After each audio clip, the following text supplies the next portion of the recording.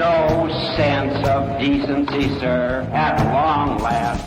Have you left no sense of decency? You're listening to Oh Brother, When Art Thou? And now here's your host, Neil White. Welcome to Oh Brother, When Art Thou? I'm your host, Neil White, joined as always by my brother, David, for our last episode of 2021. How you doing, David? I'm doing pretty good. Been a pretty good year, Neil. How about you? Hard to believe this year has flown by. A strange year indeed. Not quite as strange as 2020, but still a pretty strange year, David. A very strange year. I agree. It will be one for the history books, but for now, let's go back to those history books and we'll do a history podcast. David, for the last time in 2021, oh brother, when art thou? Neil, it's January 1872, and on the docks of New York, a young man from Scotland has just strolled off the boat with a twinkle in his eye and a dream, ready to seek his fortune.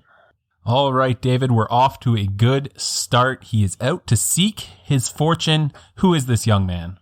That's a good question. The simple answer is we don't know. The name he's calling himself in New York is Gordon Gordon, sometimes Lord Gordon Gordon.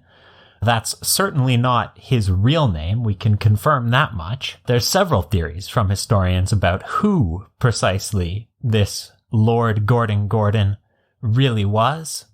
But to me, a man who's chosen to leave his past behind shouldn't be bothered with minor trivialities like the fact that practically all of those theories agree that he must have been fleeing some form of criminal activity in Scotland in order to be adopting a new identity here in New York. David, if you're going to come up with a new fictional name for yourself, you'd think you could come up with two, like Gordon Gordon. That's the best he could do. He couldn't think of two separate names for himself.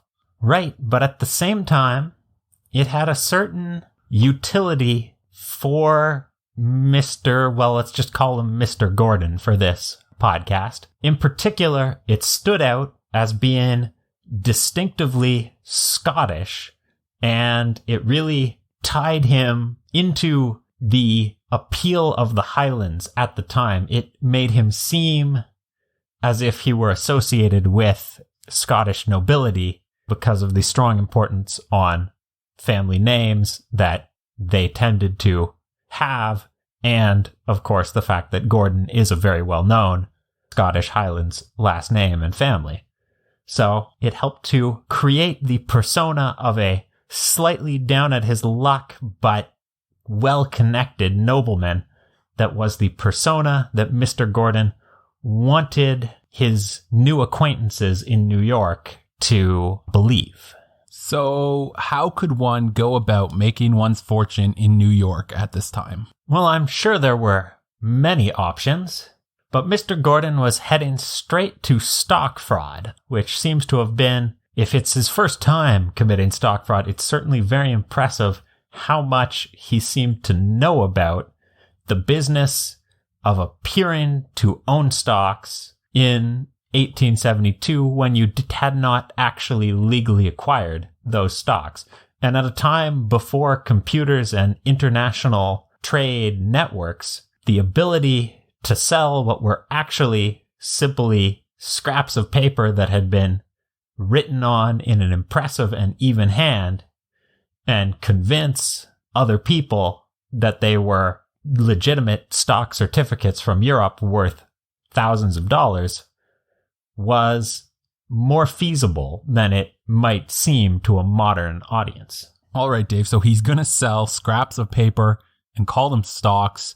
What was the stock market like at this time? You mentioned that there were no computers, there were no central databases to check these things. Were there any other differences that people might need to know compared to today's stock market? That's a big question. Let me answer it by introducing another character who's about to become very important in this story. Mr. Jay Gould is one of the wealthiest men in America in 1872. In 1869, he tried to buy up enough gold the metal, in order to raise the price of that commodity in order to make money on the stock market.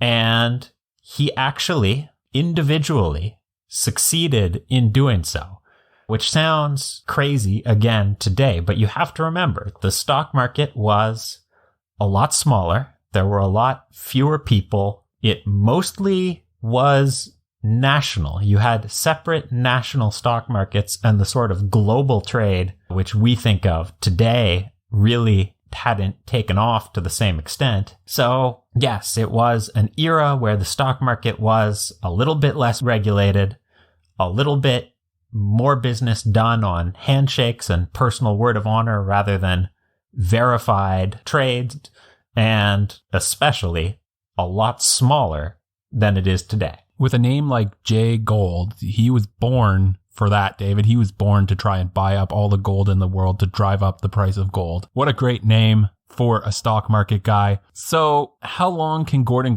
get away with this, selling these fake stocks, David? Is anyone going to notice?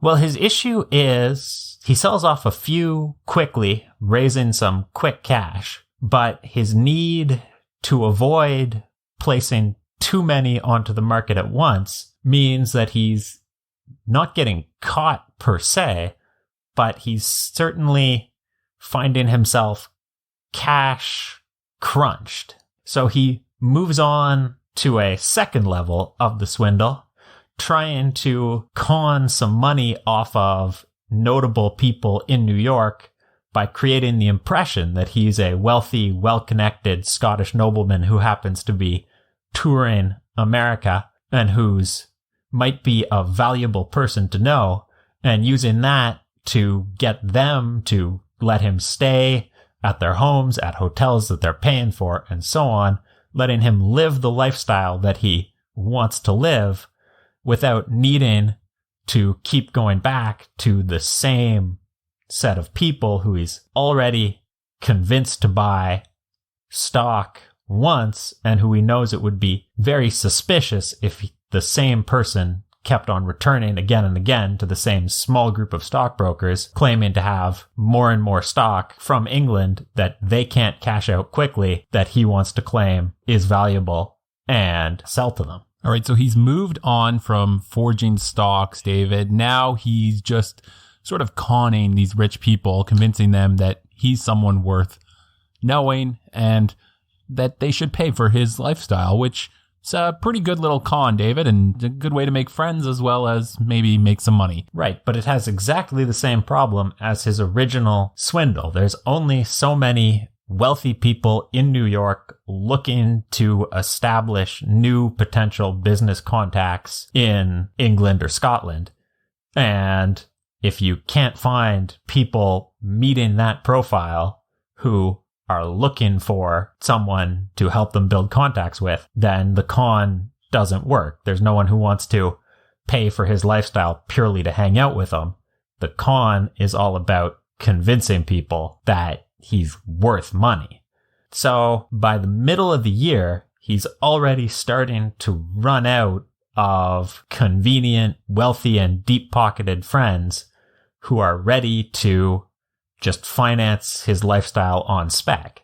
And that's when Lord Gordon meets Jay Gould. So I guess what you're saying, David, is that Gordon isn't that great of a friend. You'd only want to hang out with him if you thought you were going to make money off of him. I mean, I'm sure he's a charming person. It's more the paying for his lifestyle that people object to rather than the being in his presence portion of being his friend. Indeed, he has an entourage in New York very quickly after his arrival, because just as he's trying to get other people to pay for his lifestyle, there's other people trying to convince him to pay for theirs. Fair enough, I guess. So Jay Gould meets Gordon.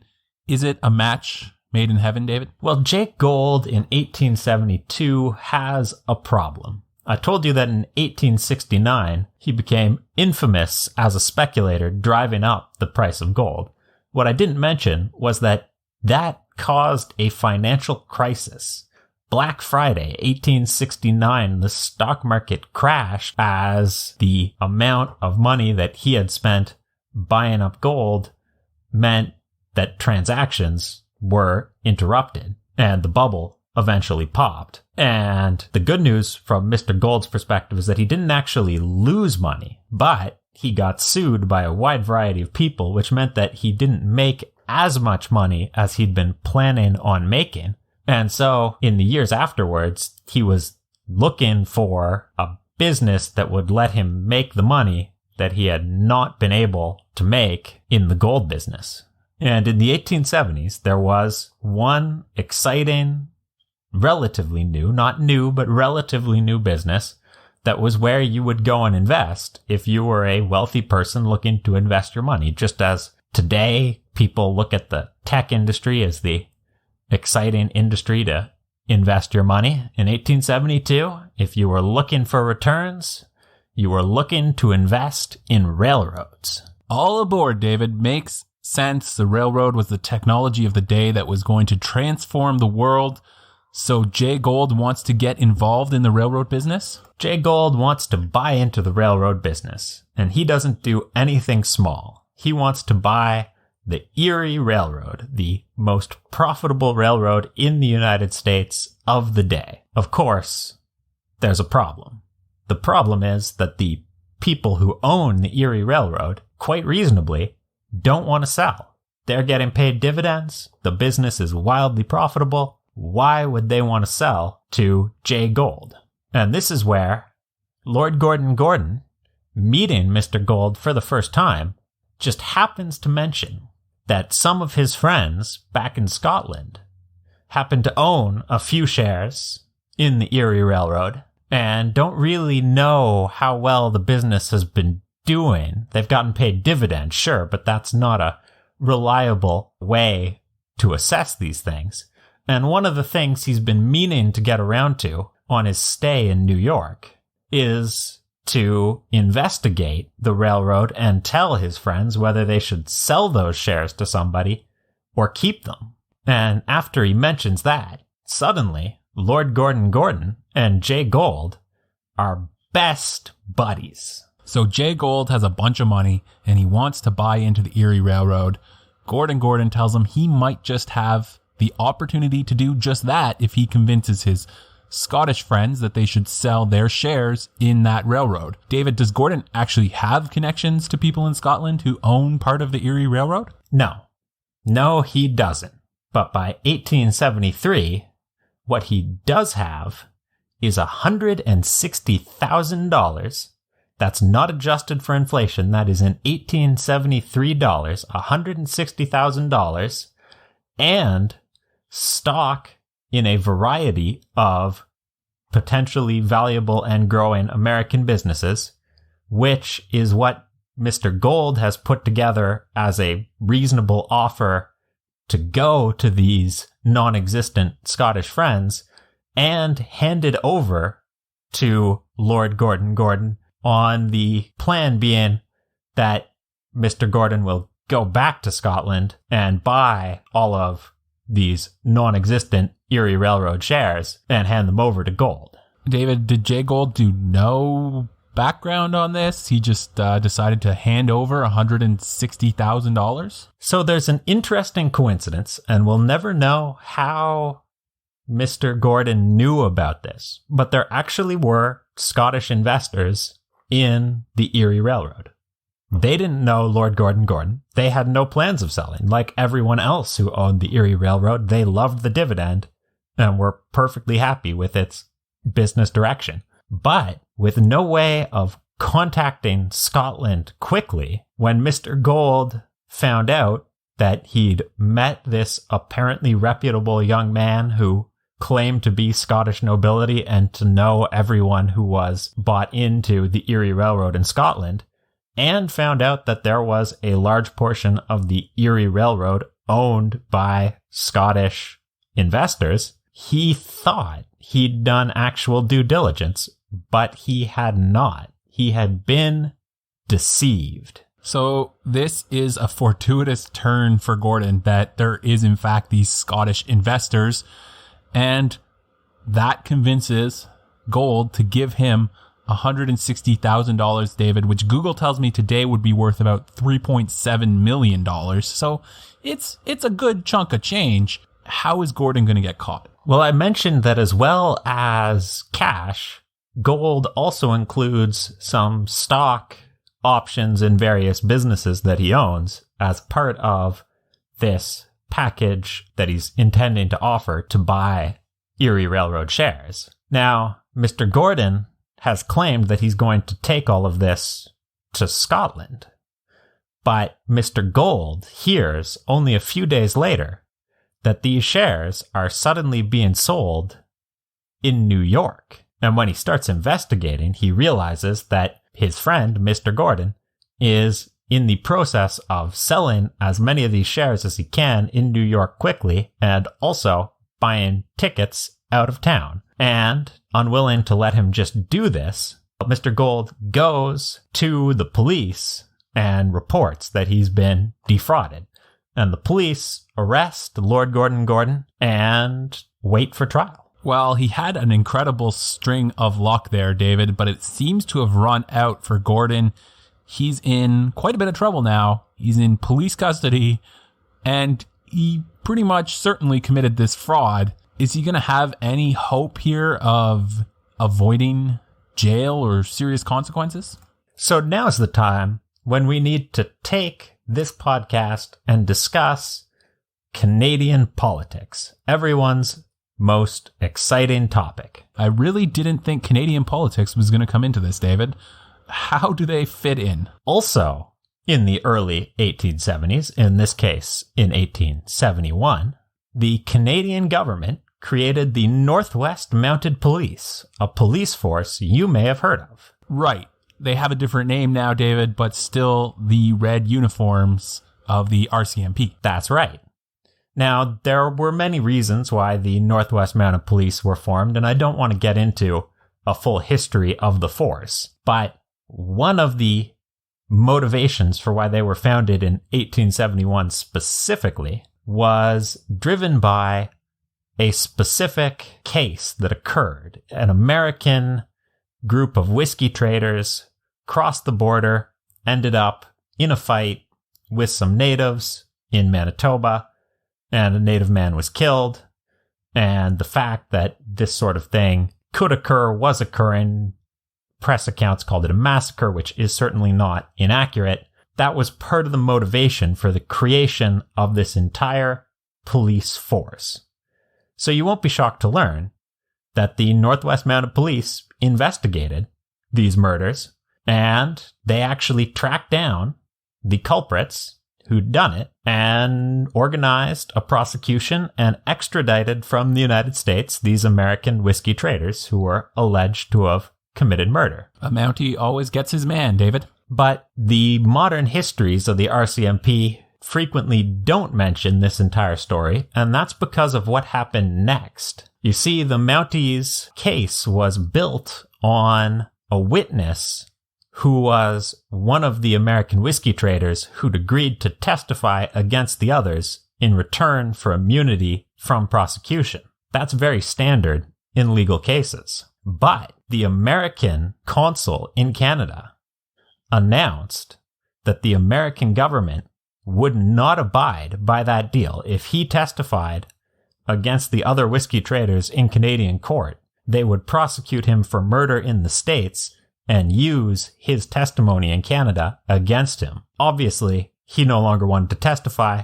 The entire case fell apart, and the American whiskey traders walked free. Okay, so maybe the Mounties don't always get their man. Depends on how you define getting. Anyway, the Mounties were not happy. The government of Manitoba, not happy. The Canadian government, also not happy. Also, technically, the extradition treaty in question had some sections which discussed things like reciprocal immunity for witnesses for prosecution. Now, it's arguable whether the American consul had actually violated the extradition treaty or not, but the Canadian government were unhappy and announced that they would not extradite anyone who had not committed a crime specifically mentioned in the extradition treaty, which, since the extradition treaty mentioned murder and no other crime by name, meant that anyone who hadn't committed murder could be pretty confident that they wouldn't be extradited if they managed to make Canada in 1873. This has been a fun little tangent, David. I hope it's going to tie back into this. Lord Gordon is brought to court for his first day in court. This is not the trial. It is, in point of fact, a bail hearing to determine if he's going to get bail or if he's going to be required to remain in jail until the trial. Lord Gordon claims that all this claim of fraud is a big misunderstanding. The Scottish investors are totally real and eager to sell their Erie Railroad stock. Yes, he sold a little bit of stock in New York. He thought that was fine. He just thought the Scottish investors would prefer cash. Jay Gould is blowing everything up out of proportion. He names in court a bunch of names of the investors in Scotland who he's got, who have Erie Railroad stock. The court think that's great, that he's willing to do this and say that they're going to check all these names, obviously. But while they do, he'll be allowed out on bail, since he certainly shouldn't be held in a jail cell when there's not even evidence a crime has been committed yet. And then they set bail. It's set fairly high, but Mr. Gordon has friends and people who believe that he's about to be worth a lot of money if he wins this case. And so bail gets paid by a variety of friends of Lord Gordon. Now, Neil, you're never going to guess what happens immediately after Mr. Gordon gets freed on bail in New York. Okay, so he's got his bail now. He's out of jail, at least for as long as it takes for them to get this trial put together. David, I'm going to guess that he's read the news that Canada won't extradite anyone to the US unless they've committed murder. And I'm going to guess that he's going straight for the Canadian border. Well, he does buy a train ticket to Toronto, and then he hops on that train, reaches Toronto, and just starts heading west while remaining firmly within the boundaries of Canada. So I'd say your guess is pretty spot on. Was it an Erie Railroad train? It was not, unfortunately. Oh, that would have been such a nice tie into all of this. David, it's a quick escape for Gordon. Did he get to take all the cash with him? Is he now a wealthy man in the Canadian West? Well, he didn't get to take all of the cash with him. Quite reasonably, a large amount of it had been held by the court. But of course, he had to live in New York, which has never been cheap, so the court did allow him to have a fairly significant sum of cash out of the disputed money, which was being held by the American legal system pending the ending of the case. And you'll not be shocked to learn that every dime he was allowed to have, he kept with him as he headed north and then west to Winnipeg. Now, David, this seems like a bit of a problem that Canada's not going to send anyone but murderers to the US. You'd think every criminal south of the border would be heading to Canada. Is this political dispute going to get resolved anytime soon? Well, in Ontario, the Canadian government walks it back from "we won't extradite anyone but murderers" to "we will let local prosecutors determine who gets extradited." And then local prosecutors cut deals with prosecutors on the other side of the American border, and the treaty starts working pretty much the way it usually does. The same goes for a bunch of other provinces, well, all across the country. And in other provinces, Quebec, Nova Scotia, you get prosecutors being very reasonable. In Manitoba, however, even though the local prosecutors are now allowed to decide who they extradite to the US, they're still bitter about the original case. These are the prosecutors who were, in point of fact, screwed over by the American consul when this whole thing started blowing up. And so they're taking a much stricter line on the whole who should get extradited. That's probably not unrelated to the fact that Mr. Gordon has headed to Winnipeg as quickly as possible. I suspect he got wind of the fact that this would be the Canadian government's compromise solution and chose to stay somewhere where the prosecutors would be less likely to view extradition as a good thing. So is that it for Gordon Gordon, David? Does he get to live out the rest of his life in Winnipeg, Manitoba, which, well, it's certainly not New York, but at least he's not in a jail cell? That is not it for Mr. Gordon. Mr. Gold has friends. That's not really shocking. He's a wealthy man. Some of Mr. Gold's friends are in politics. Some of his friends in politics are in portions of the United States that are not New York. For example, one of his friends in politics lives in Minnesota and is a Minnesotan state representative in the Minnesota State House of Representatives. His name is Lauren Fletcher. And when he receives a bunch of telegrams from Jay Gold complaining about how ridiculous all of this is, he decides that the solution to this problem is to hire a pair of his friends, also Minnesotan politicians, cross the border to Winnipeg, kidnap Mr. Gordon, and then head back to the United States and sort of handle a private extradition of a sort. Extraordinary rendition, David. This is quite a bold plan from the Americans. It's really an infringement on Canadian sovereignty here. Are a few politicians able to pull this off? Like, I mean, I've seen Batman do this in the movies, but politicians? No, they're not. They actually do kidnap Gordon Gordon briefly, but they're not subtle at all. And apparently most of the town of Winnipeg knows what's happening. Well, it's happening. And the Northwest Mounted Police arrest Mr. Fletcher and his compatriots, let Gordon Gordon go since he's not accused of a crime. And suddenly, Lauren Fletcher, a Minnesota state representative and future congressman, by the way, is now on trial in Canada for kidnapping, which in turn creates a political crisis in Minnesota. The state governor calls up the state militia, which creates a political crisis in Washington, D.C., where they're trying to make sure that the governor of Minnesota will not invade Canada on his own. Meanwhile, the Canadians are not thrilled at any of this. And, of course, there has to be a trial for these three alleged kidnappers. Well, that did not go well, David. Not well at all. So, all of a sudden, Minnesota is on the brink of war, and three politicians are on trial in Winnipeg. It seems like a fairly cut and dried case, David. They were trying to kidnap a man. It's an interesting case, to be sure. They try and argue citizen's arrest, which would be more plausible if they could come up with a Canadian crime, but I digress. And eventually, a deal is arranged.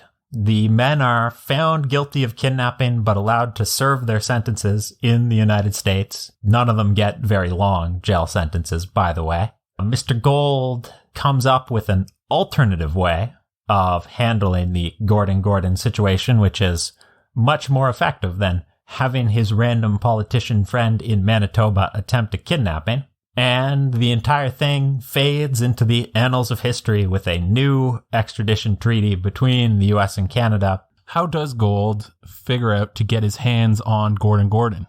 Well, he realizes that what he really wants is for Gordon Gordon to be in jail. And if he can't extradite him to the US to be charged with fraud related to the fraud against Mr. Gold, that doesn't really matter. He hires a Canadian lawyer to determine if they can find any crime whatsoever that Mr. Gordon could be charged with in Canada under Canadian law. Now, Canada at the time was a part of the British Empire, which means that activities involving Scotland and crimes committed in Scotland could be charged in Canada, which in turn means that the ties to misrepresentation of the investors in Scotland, if those investors wanted to bring a case in Canada, they could. One of them got paid by Mr. Gold, And Mr. Gordon ends up being found guilty of stock fraud after all of this in a Canadian court on Canadian charges. He almost got away with it if it weren't for those meddling Scots, David.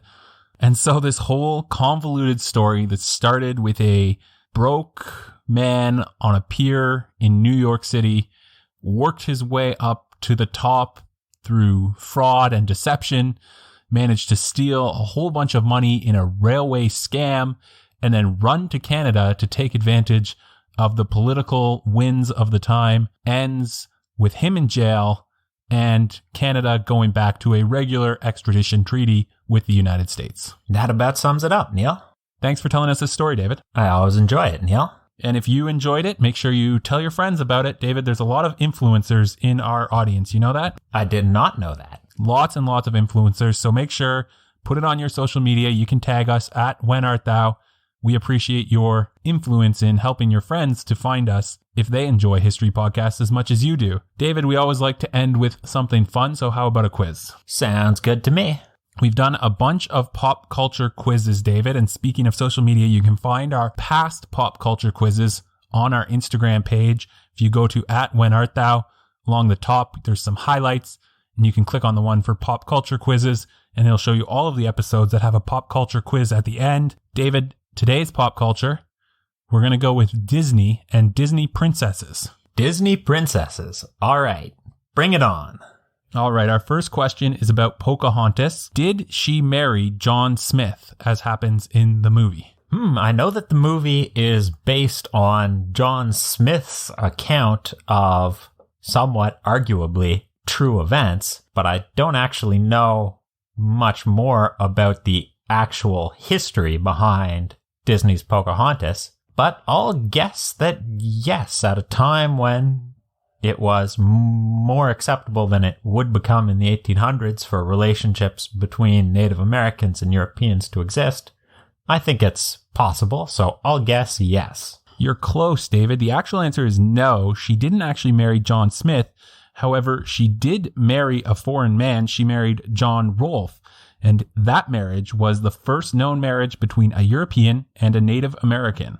David, in the Disney movie Frozen, one of the most popular recent Disney films, the Prince Hans uses a sword. Is that typical for the era? Right. My issue with this question is I'm honestly not sure what era Frozen is set in. It has elements of the 1700s and the gunpowder sort of era, but we certainly don't see any evidence of gunpowder existing within the film. It's sort of a historical mishmash of Northern European influences.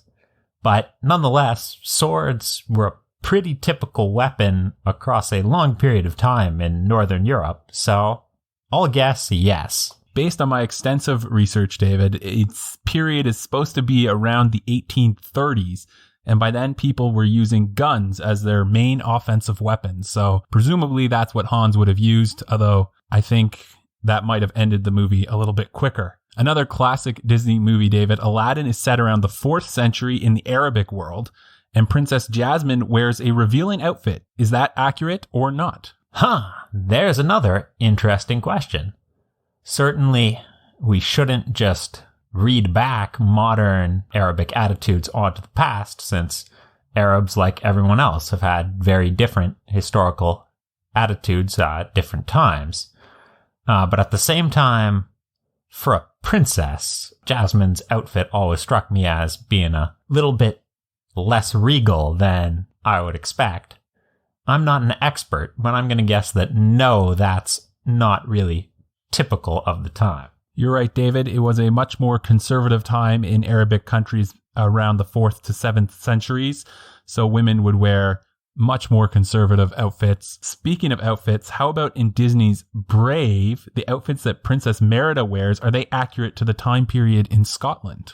Another good question. Again, I don't know a lot about historical fashion, and Scotland in particular with the tartans can be very particular about what was and wasn't accurate at a given time and era.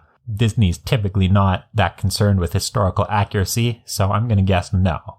Well, David, Jasmine's outfits might not have been accurate, but Princess Merida's were designed to be the type of elegant dress that someone of a higher standing would wear at that time in Scotland. Last question for you, David. Let's go back to Disney's first princess, Snow White. Is she based on a real person? Snow White. I mean, I've always associated Snow White as a fairy tale with a very exaggerated and unrealistic aspects. So I'm going to guess no, that she's based on a mythic archetype rather than a real person. Well, David, this one is a little bit controversial, so you can say you're right, but there was a girl by the name of Margaret Von Waldek who was a pale black-haired girl known for being gorgeous. Her mother had died and she had a stepmother, perhaps a wicked stepmother, and eventually Margaret fell ill. She appeared to have tremors and she died with many suspecting poisoning, perhaps a poison apple. And here's the last interesting piece. Von Waldek's father employed children in mines. This was a time before child labor laws, and the children were often stunted in growth, making them appear dwarven. In fact, they were often referred to as poor dwarves. So you can be the judge on that one. Thanks for playing along, David. I always enjoy it, Neil. And thanks for listening.